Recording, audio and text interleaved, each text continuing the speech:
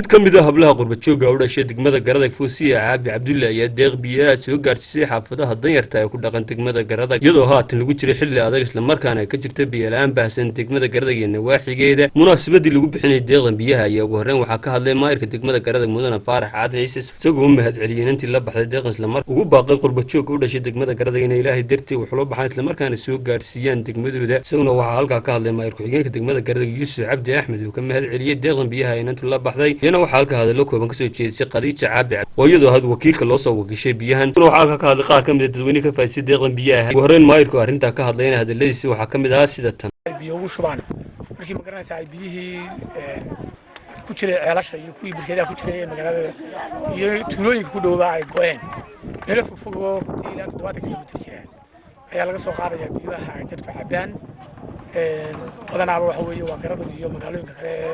ku hareeraysanba waxa ka jirta runtii biyo la'aan baahsan oo ay sababtay abaartan hadeer jirta marka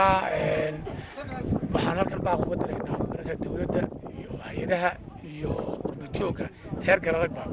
inay wixii ay soo tari karaan ay soo taraan dadka deegaankooda halkan waad arkaysaan waa degmada Garadag iyo maamulkii oo maayarkii iyo maayar ku-xigeenkii iyo xogayihii iyo aan u dhannahay waxaanu nimi gabadh sadaqadaysatay biyo Foosiye Caabi Cabdulle la yahaa waa gabadh reer Garadaga waa qurbajoog waxaanu doonaynaa in lagu daydo